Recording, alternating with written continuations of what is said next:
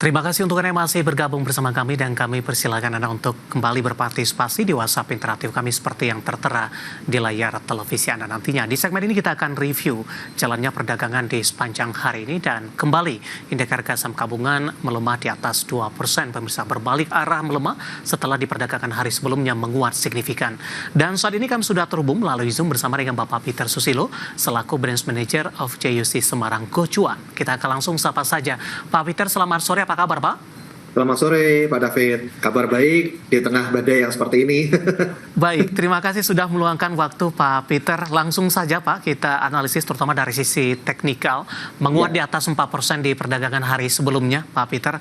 Ternyata kondisi ini tidak berlangsung lama, hanya bersifat harian saja sepertinya. Hari ini berbalik arah melemah 2% dan kembali diperdagangkan di level 6.300-an. Ya.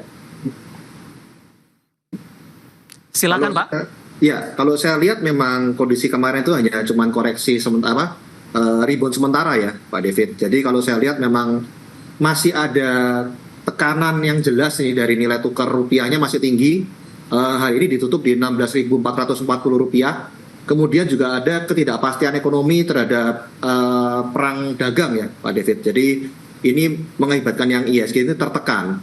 Nah, kalau saya lihat dari komposit sendiri, kita masih ada support yang terdekat itu di 6.350. Kemudian masih ada di bawahnya lagi nih di 6.250. Dan masih bisa lagi di bawah di 6.200 nih kalau saya lihat, Pak David. Baik, untuk jangka pendek paling tidak sampai dengan akhir pekan, Pak, kemana arah pergerakan indeks harga saham gabungan? Apakah level support yang sudah Anda sebutkan sebelumnya berpotensi kembali akan disentuh dalam jangka pendek ini?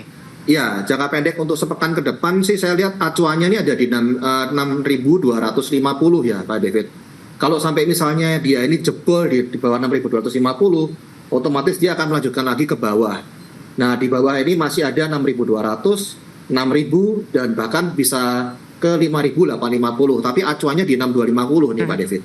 Kalau kita bandingkan pelemahan intraday terendah sebelumnya, Pak, ke posisi 6.200-an sekian begitu. Apakah level support ini akan berpotensi dijebol tidak, Pak? Sebelum ISG naik signifikan di perdagangan hari sebelumnya 4%. Kalau kondisi seperti ini asingnya keluar terus ya bisa kejebol, Pak David. Ada kemungkinan besar sih. Perang dagangnya ini juga belum tidak dapat ketidakpastian gimana ya, Pak. Belum pasti. Jadi ya saya lihat ada potensi untuk jebol nih, Pak. Kalau saya lihat. Jadi kita harus lebih selektif lah ya, cari-cari saham yang defensif. Iya, selektif dalam mencari saham-saham yang defensif. Artinya di tengah pelemahan indeks harga saham gabungan, nada keoptimisan tetap perlu dikedepankan begitu, Pak, dan merubah dari strategi yang cocok dengan kondisi saat ini, Pak Peter? Betul. Jadi yang pertama kali kita harus tahu bahwa jangan overtrade ya, untuk trading jangan terlalu overtrade. Kemudian kita pilih-pilih saham yang defensif ya, dan kita juga lihat lebih cenderungnya cari sektor yang memang di atas IISG, kalau saya sarankan, Pak David. Kalau udah di bawah IISG, saya lebih prefer untuk skip dulu sih, gitu. Baik, dan mungkin saja itu masuk ke dalam saham-saham pilihan Anda nanti, Pak Peter, tapi nanti kita akan coba ulas. Kita kembali ke indeks harga saham gabungan yang hari ini melemah di atas 2%, pemirsa. Dari sisi sektor, ini tampaknya ada barang baku energi yang hari ini mengalami turun signifikan. Ditambah juga dengan beberapa saham perbankan yang ikut menjadi pemberat. Kita ke barang baku terlebih dahulu, Pak Peter. Hari ini kontribusinya terhadap pelemahan indeks harga saham gabungan cukup besar, Pak. Ada Aman di sana.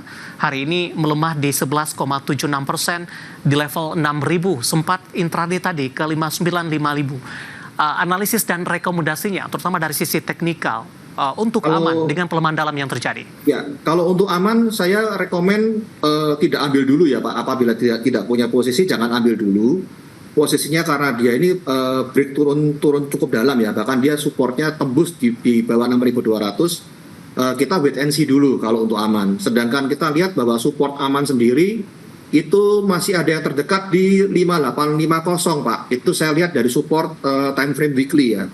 Jadi itu terdekat. Bayangkan ini udah dari yang daily aja udah dijebol nih. Weekly-nya yang terdekat di 5850. Jadi saya untuk Aman rekomendasi saya tidak ambil dulu, Pak. Wait and see dulu.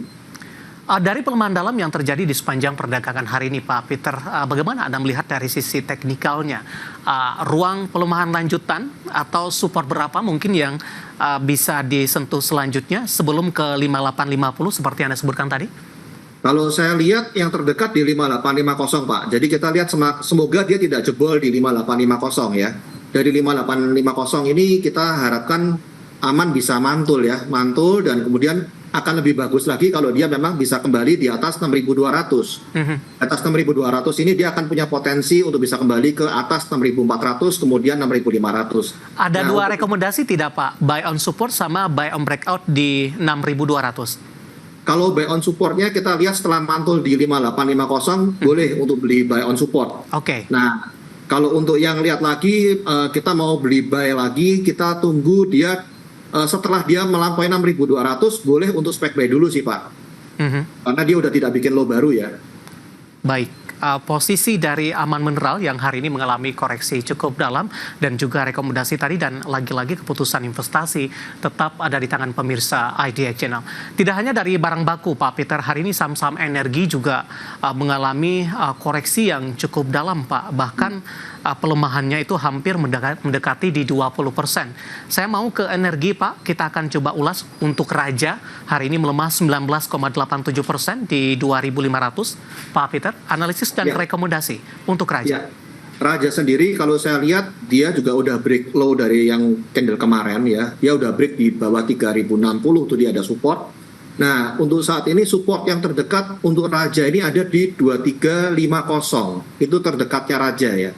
Apakah besok akan mungkin sampai ke sana? Iya, kalau menurut saya akan mungkin kembali ke sana. Low tadi udah di 2350 sih Pak sebetulnya. Di 2350 dia ini mantul ya. Sedangkan kalau lihat dari kita lihat polanya dia sendiri juga udah sudah oversold nih Pak ya. Kalau saya lihat Raja ya. Jadi ada kemungkinan dia akan mantul kembali. Nah, untuk rekomen saya sih 2350. Kalau misalnya dia besok tidak bikin low baru, mau masuk untuk spek buy sih boleh untuk Raja. Tapi kalau misalnya dia bisa bikin low baru, jangan masuk Pak. Nah, support kuatnya dia ada di 1980 Pak. Support kuatnya dia.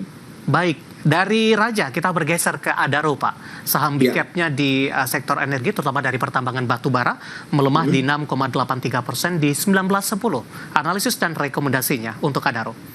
Adaro sendiri juga trennya masih tren downtrend ini Pak ya, sideways kecil downtrend, kemudian juga bikin low baru. Jadi kondisi seperti ini menurut saya untuk Adaro juga wait and see dulu Pak. Kita tunggu sampai dia memang tidak bikin low baru.